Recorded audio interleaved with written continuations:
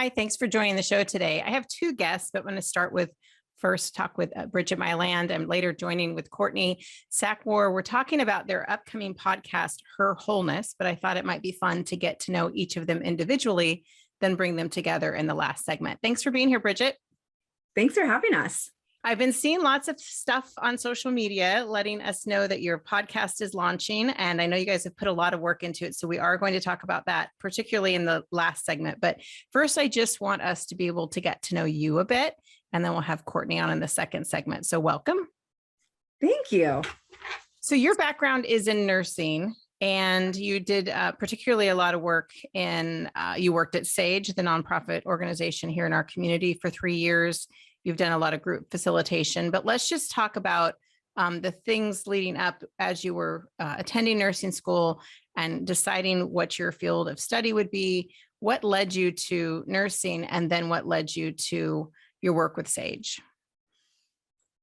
So I was actually working, I was going to Western Washington University. When I left there, I have a bachelor's in biological anthropology. I knew I wanted to do something in healthcare, but I really was having a hard time narrowing it down. While I was there, I did some volunteer work, working a lot with dating violence, facilitating groups in dorms, that sort of thing. And then I was working at SAGE, so kind of continued that same kind of violence prevention work.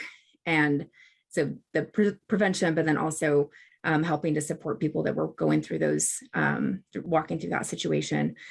And finally, I had met some other nursing, I would call them nursing leaders, nursing mentors to me, and I had never really considered nursing. And kind of seeing the multitude of things that nurses can do, I got really drawn to that. But from the work that I was doing, kind of my nonprofit work, we had a lot of training that was required. I did a lot of kind of emotional health training, a lot of resilience, just like deep diving into resilience research, kind of the stuff that was coming out at that time. This was several years ago. There was stuff just being published on adverse childhood experiences. So what I really, really love is that intersection of kind of our life experiences, the things that we go through, each of us, and how that intersects with our health. So that is really what took me into nursing. And then the nursing part, what I kind of had no idea what I was going to do. Yeah. I remember while I was in nursing school, each course that I would have, I could be like, oh, I could see myself doing pediatrics. I could see myself doing women's health. I could see myself, and all these, and doing community health. So that was very hard to decide.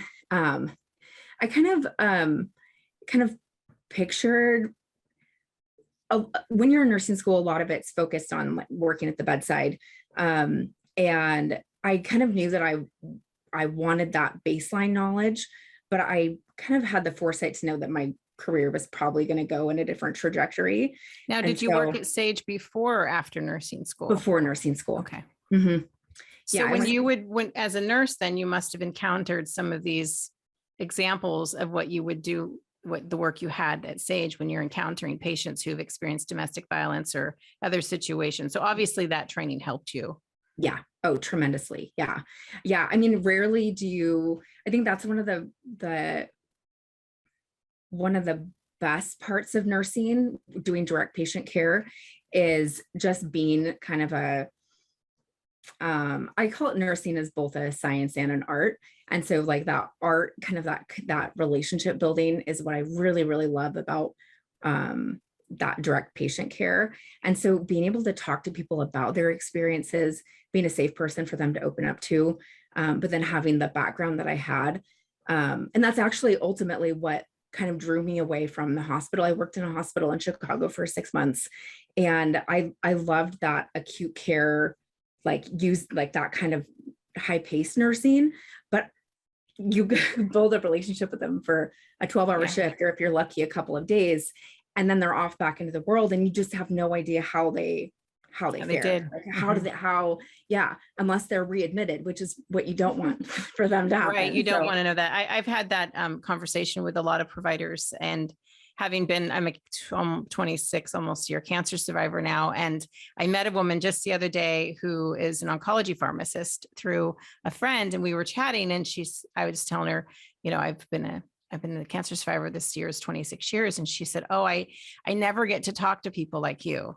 I see them the yes. first time, or I see them when they come back, and you never want to have to see them come back. Mhm. So I think that sometimes that is true, that there's no way to stay in touch. I mean, it's not the appropriate thing. Yeah. But if you can start to at least put something in place that hopefully means in a domestic violence situation, they won't return. Yeah. For Yep. medical care, because perhaps they'll be choosing a safer route or have opportunities to leave. Right. Absolutely. And then that's actually what that kind of more like desiring that more continuity of care, that really, after when I left the hospital I was working at in Chicago, I'm from Wenatchee, I'm from this area. And so I moved back, but that's really what I wanted to do, is like that primary care, like longitudinal relationship building, helping people walk through, navigate healthcare, which is very challenging for different people's situations. And so, so that's actually what I ended up doing after. So And what is your role now? Your job? My job right now. So when I moved back from Chicago, I was working at Columbia Valley Community Health.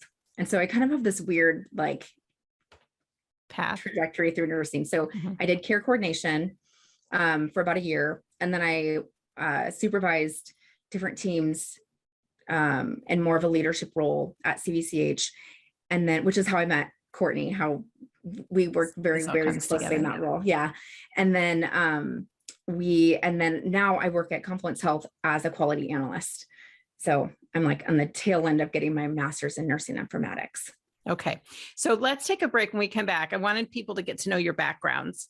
We're going to talk with Courtney when we come back and get a little bit about her. She's also a nurse who's staying at home right now with her kids, with a baby really close to on the way. So we'll talk with her, and then we'll bring you back together. All right. Perfect. Thank you. We'll be back in just a moment.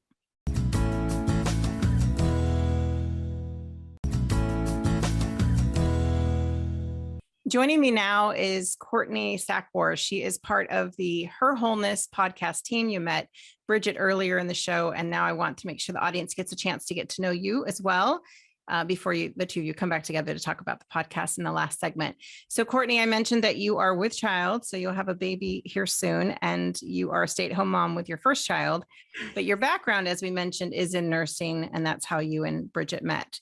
So let's talk a bit about the background that has brought you to your half, or your contribution to the podcast, Her Wholeness. Okay. Yeah. Nursing. So I knew in high school I wanted to be a nurse. So I kind of just was able to jump straight into prereqs right out of high school and start my education. Now, opposite of Brigette, I was certain I was going to be a bedside nurse. I wanted to be a NICU or neonatal nurse with, the little tiny babies, because they're so cute. And then go figure, all through nursing school, like she kind of mentioned, your ideas and your strengths kind of show you what's going to work for you and what isn't. And later it determined that was not my course. I actually went into cardiac nursing as my primary focus. What do you think drew you to the cardiac nursing and pulled you away from those other ideas you had? I'm not sure. I didn't get a ton of time in peds and with those NICU patients, but I did have a lot of time and experience with the more geriatric population, who tends to take up a little bit more of that census for the cardiac patients. And I really just loved them. I loved that patient population and the complexity of the heart, and just the different procedures, and learning about it was very interesting to me. So I just kind of There's also some health and prevention involved in that too, right? I mean, there are some steps that people can take with their heart to take good care. So and intervention type things. Exactly. Patient education is a huge passion of mine. And so I felt like I was able to get a little bit more exposure with that, with the cardiac patient, whereas, the little tiny babies can't really understand you much. Right. So then when you started in this path, so you worked your way through, is that what started your passion for the health aspect, like the physical parts? Yes. And the environmental parts that affect our body and our health? Well, that came a little bit later. I started to get a little bit frustrated with Western medicine and really in acute care, especially because we were seeing those patients come back through the door very regularly. You have your regulars, which when you're working on a cardiac floor is really frustrating. But at the same time, when you're given 10 minutes to educate a patient before you kick them out the door, those things are going to happen. And so as that kind of became a frustration for me, I also started experiencing my own health issues. And so also got a little bit of exposure to what it's like on the patient side, and kind of not getting that time to really dig in and learn more about, well, what is going on with me and what else could I be doing to prevent this? I think we do a really great job of addressing addressing issues while they're in acute care states. I don't think we do a really great job of prevention. And so that's what really kind of opened my eyes. Not only was I frustrated in work, but also in my own personal life, that we really don't focus on prevention and what else could I learn and share with others. Sometimes it takes having that personal experience with anything to help you hone in on what your values are, what's important to you. Yeah. And luckily, because I had, my nursing background, I was trained on, how to do research that, isn't just Googling something and finding the first answer and going, okay, well, here's the Well, fact. and that's what I was going to say too, because you talk about research, and one thing that I caution people watching is, I always think I've utilized Google and other search engines when it was related to health, but I recommend that as perhaps not necessarily a diagnostic tool, but as a way of educating yourself once there is a diagnosis, or once you've worked with your team to come to a conclusion that makes sense for everyone, because you can go down a big, deep rabbit hole doing research like that. So you had the discernment and the education to kind of decipher the content you're taking in.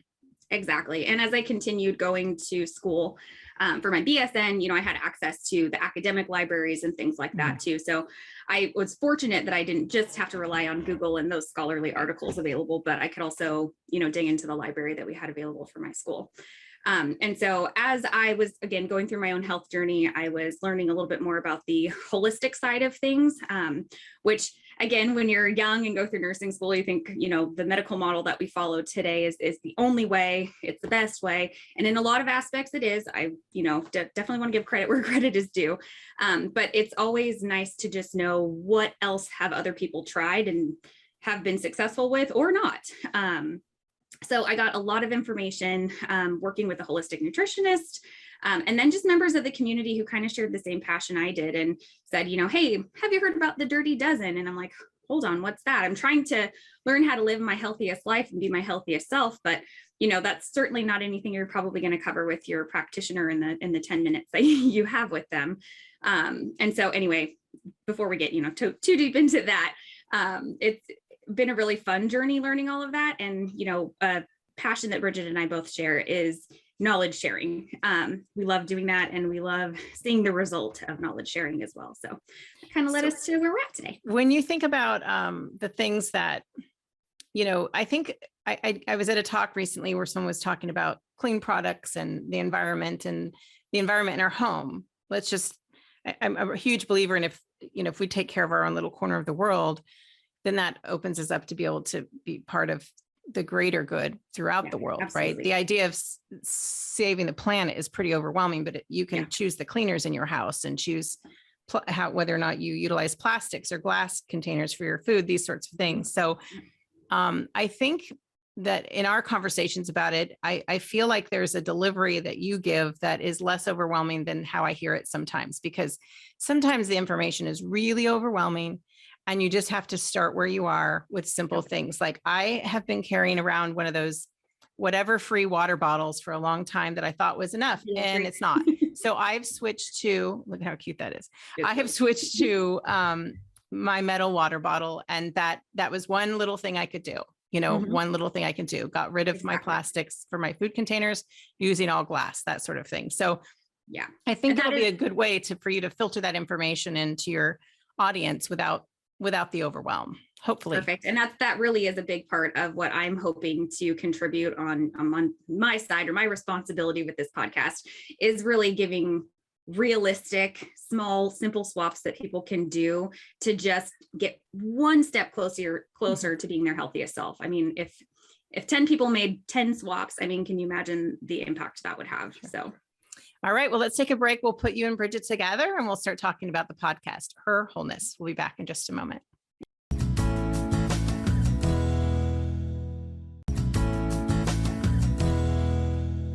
We're back. So now both Brigette and Courtney are here with me today. And we've been talking to each of you individually just to kind of understand your background, both nurses and both have your specialties. Brigette, you talked about mental health and helping with people who are having to learn and experience resilience through the things that they're going through. And then Courtney, you talked about physical and environmental health through the background of not only your own illness, but working in cardiac care. So a new podcast, Her Wholeness, let's just say there are a lot of podcasts, right? And I think that's a good thing because if you don't have a television show or you're not on the radio, you have an avenue for sharing your voice. Just like indie publishing these days or anything else, putting out music, it's a way to get your voice out there. So I am always encouraging of people who talk about wanting to have a podcast because there will be an audience for you. And I'm just wondering, first of all, what about each of you, or what is your intention in terms of the content you intend to share that might be different or might be similar to other podcasts that people listen to, but what makes you each unique to share and use that voice? We'll start with you, Courtney. What makes us unique? Well, we're a lot of fun. I mean, for the most part, everyone who's worked with us has really enjoyed working with us. So it just makes total sense that, you know, we would just work super well in a podcast together. I'm kidding, but only kind of. No, I think we do share similar strengths. And obviously a similar passion for wanting, you know, to share knowledge and all of that. But we also come from a very realistic place. You know, joke that I'm a self-proclaimed expert in my field here, but I'm your average person that was able to extract a lot of information, retain a lot of it, and have a passion for sharing it. And for the most part, people that I've spoken to and supported in their health journeys, they've seen success and they've thanked me and they've said, you know, how else can you help other people? And because it's a passion of mine, I want to continue to do that. And it happened to just be in line with what Brigette was already working on, because the podcast is actually her brainchild. I just am lucky enough to jump on board with her. Well, that's a question I have then for you, Brigette, is, you know, I'm sure that there are benefits to having two people because you can delegate tasks and things, and then there probably be challenges of having two people.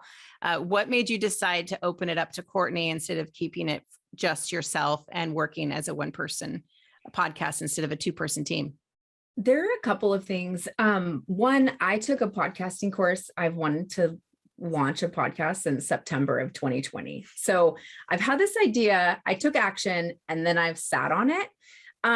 So one thing is just enrolling her into my vision, which I was kind of talking about it and she was like, that kind of sounds fun. Do you want help? And I'm like, will you please do this with me? Because the accountability and like, it just, the timing just hadn't really worked out. And then when she decided that, hey, this is maybe something I want to be a part of, the timing was perfect for me to really be. One of the things with podcasts or TV shows or anything that you're committing to is really being able to be consistent with it.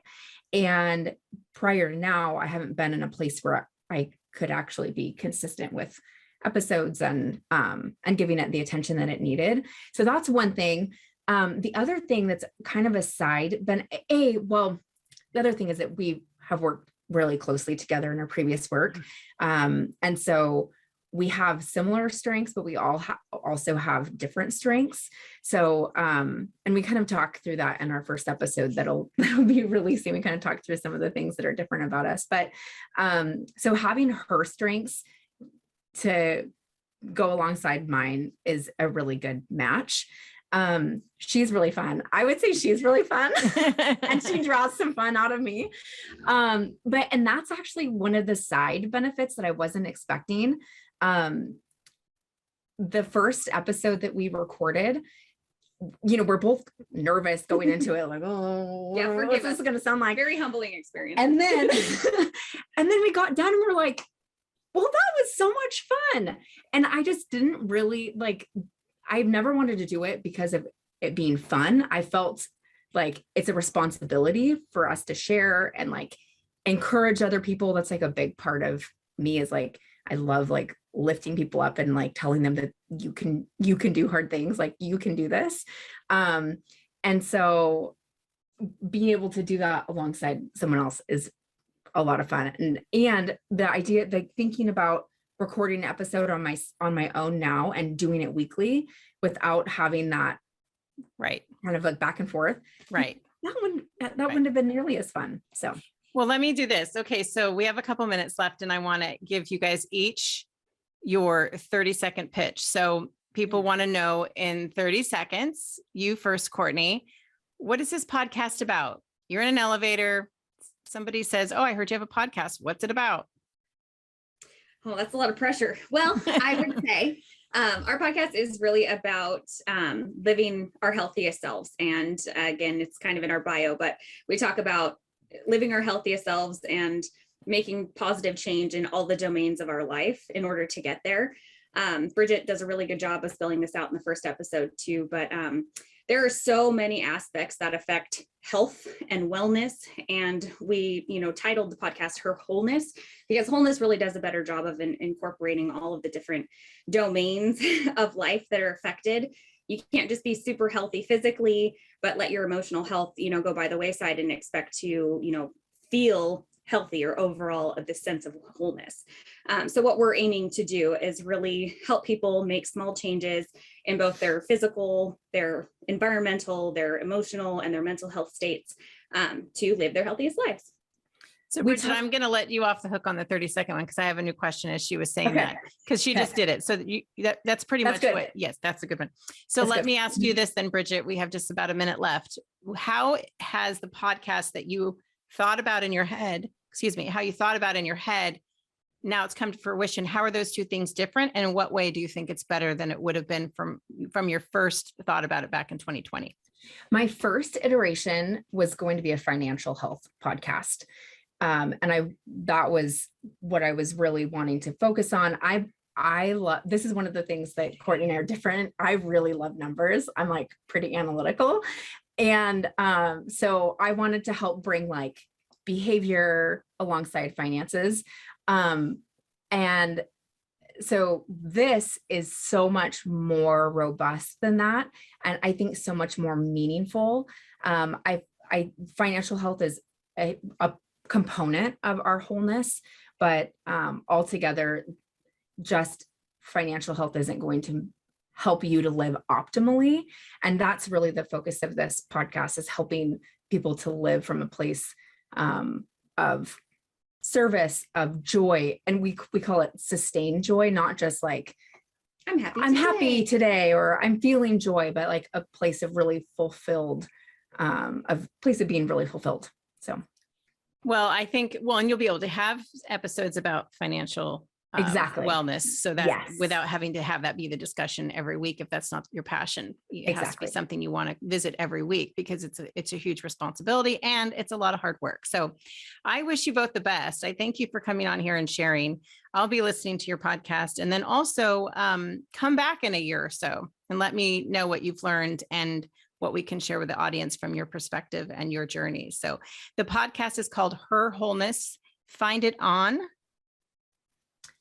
currently Buzzsprout. Yeah, we have a Her Wholeness Buzzsprout. We will be on Apple Podcasts and Spotify podcasts. Okay. It's called Her Wholeness. Look for it. Thanks so much, ladies. Thanks for having us. Thank you.